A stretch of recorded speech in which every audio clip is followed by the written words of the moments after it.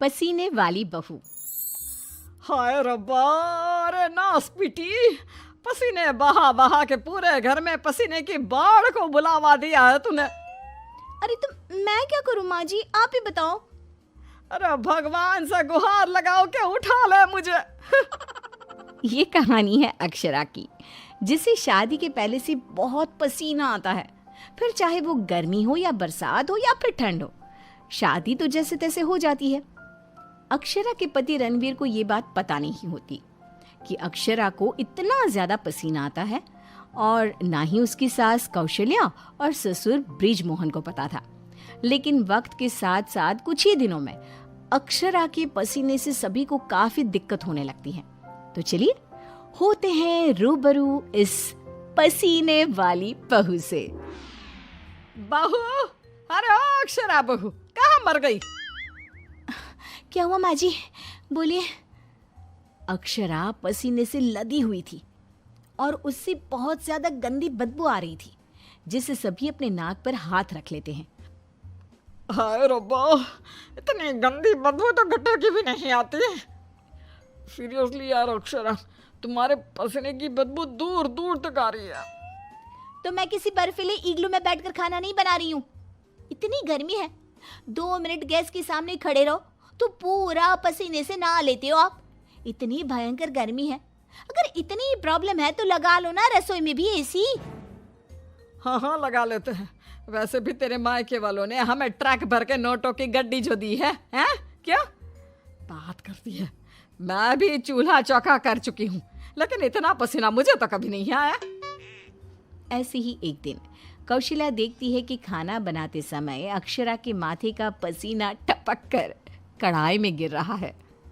हाय रब्बा, अरे करम जलियों की महारानी, ये देख देखिए, तेरे पसीने की टंकी का लीकेज बह के अब हमारे खाने में भी टपक रहा है।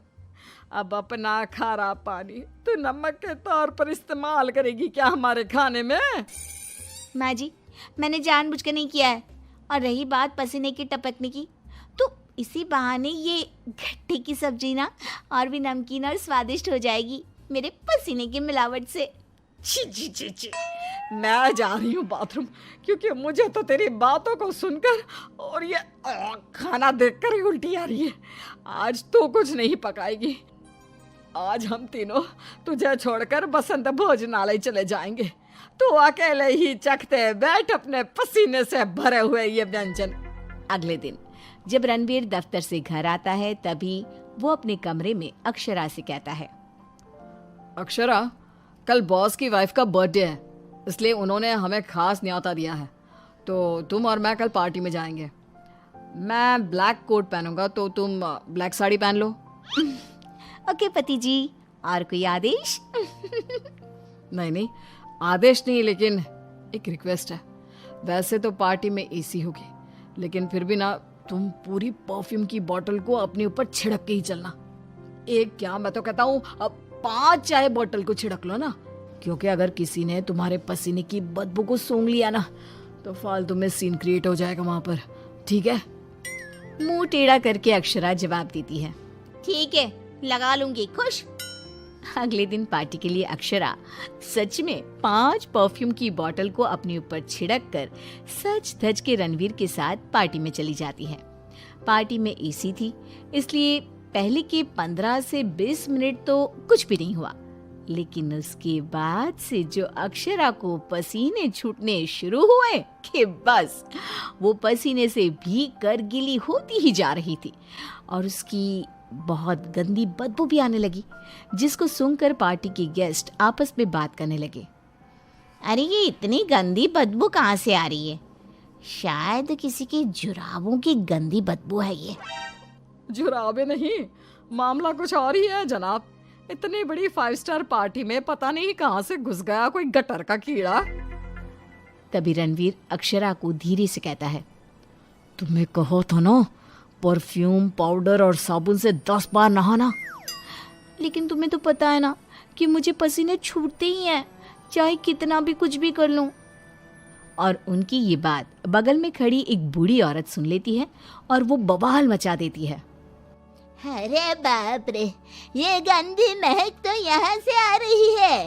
रणवीर की बीवी से देखो तो पूरे कपड़े भीग गए इसके पसीने से। सभी रणवीर और अक्षरा पर बहुत हंसते हैं। रणवीर घर जाने के बाद अक्षरा को खूब डांटता है। मिला देना पानी में मेरी पूरी मेहनत से कमाई हुई इज्जत। अरे अक्षरा बहू, किस मिट्टी की बनी हो तुम, जो पसीने का झरना बहता ही रहता है तुम्हारे बदन से 12 महीने और 2400 घंटे नॉन स्टॉप। अरे अभी तो इस कलमुहे के कलेजे को ठंडक पड़ी होगी। लोगों के कुंडली में मार्केश दोष होता है, लेकिन हमारी बहू की कुंडली में पसीना दोष है। अक्षरा को अपने ससुराल वालों की बातें सुनकर बहुत बुरा लगता है, लेकिन फिर भी वो कुछ नहीं कहती और अपने पसीने बहने को अपनी गलती मानकर चुप रह जाती है। दिन बीतते जाते हैं, गर्मी का प्रकोप बढ़ते जाता है और अक्षरा के लिए गर्मी और भी बड़ी मुसीबत बन जाती है। उसे पसीने से पूरे हाथ, पांव, गले, चेहरे और बदन पर घमौरियां आ जाती है, जिसके कारण उसे खूब जलन महसूस होती है। बहुत जलन हो रही है। माँ जी ने एसी का रिमोट भी छुपा के रखा है, इसलिए ताकि मैं एसी ना लगाऊं और बिजली का बिल बच जाए। मम्मी जी, बहुत आग लग रही है। अक्षरा जाकर बाल्टी भर पानी अपने आप पर डाल देती है। तब जाके उसे थोड़ी सी राहत मिलती है। अक्षरा के पसीने से तंग आकर कौशल्या अब दिन रात घर में अगरबत्ती और अरोमा कैंडल जलाती। अच्छा हुआ जो रणवीर ने ये खुशबू वाली मोमबत्तियां ला कर दी, इनसे हर जगह अच्छी महक आ रही है। हाँ कौशल्या, बड़ी अच्छी सुगंध है, अगरबत्ती और मोमबत्ती दोनों की भी। लेकिन तभी वहां पर बाजार से सामान लाकर पसीने से लदी हुई अक्षरा आ जाती है और उसके पूरे बदन से बदबू आ रही थी और बाल तो पूरे पसीने से भीग गए थे और फर्श पर पसीने की बूंदें भी टपक रही थी। और ये बदबू इतनी तेज होती है कि मोमबत्ती और अगरबत्ती की महक को फेल कर देती है। हाय रब्बा, आ गई करम जली। इसके बदन के पसीने ने तो इतनी महंगी सुगंध वाली मोमबत्ती और अगरबत्ती के खुशबू के दांत भी खट्टे कर दिए। बाहर इतनी भीषण गर्मी है मम्मी जी, ऐसा लग रहा है मानो हम किसी ओवन में बंद हो गए हो और केक की तरह बेक हो रहे हो। उफ। दिन ब दिन अक्षरा का पसीना दुश्वार कर देता है सबका जीना।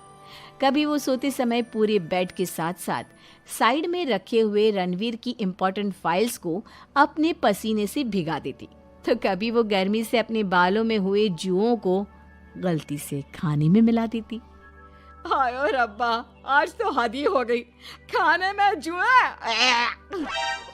अक्षरा बस बहुत हुआ, अब और नहीं। अब तुम सीधा अपना बैग पैक करो और अपने मायके शिफ्ट हो जाओ। बिल्कुल सही कह रहा है रणवीर, हमें नहीं चाहिए ऐसी पसीने वाली बहू। अक्षरा रोने लगती है और कहती है, ठीक है मैं चली जाती हूँ, फिर कभी इस घर की दहलीज पार नहीं करूंगी, बाय। अक्षरा रोंदी सूरत लिए घर से निकल जाती है। शाम में जब रणवीर अक्षरा के मायके फोन लगाता है, तब उसे पता चलता है कि अक्षरा तो अब तक घर गई ही नहीं। इस बात को सुनकर रणवीर, कौशल्या और ब्रिजमोहन तीनों डर जाते हैं और चिंताग्रस्त हो जाते हैं।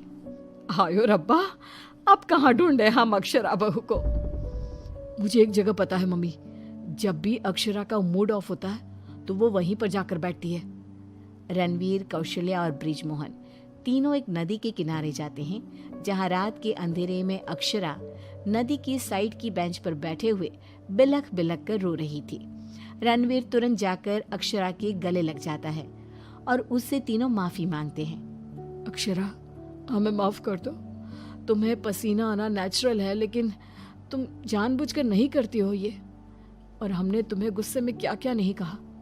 हाँ अक्षरा बहू, प्लीज माफ कर दे बेटा। तेरे इस पसीने को ना मैं यूं मिनटों में चुटकी बजाकर आयुर्वेदिक और घरेलू उपायों से भगा दूंगी, तू देखना बेटा। हाँ, और अगर उससे भी ना होए तो मेरे पहचान में मेरा एक डॉक्टर दोस्त है, तुम्हारे इस पसीने की तकलीफ का हम सब मिलकर डट कर सामना करेंगे। Thank you. देर से ही सही आप लोगों को मेरा दर्द समझ में तो आया। मैं बहुत लकी हूँ कि मुझे आप जैसे ससुराल वाले मिले। इस तरह ससुराल वाले आयुर्वेदिक उपायों से अक्षरा के पसीने की तकलीफ को मिटा देते हैं और अब उसे मामूली पसीना ही आता है और वो एक सुखी और चैन भरी जिंदगी बिताने लगती है।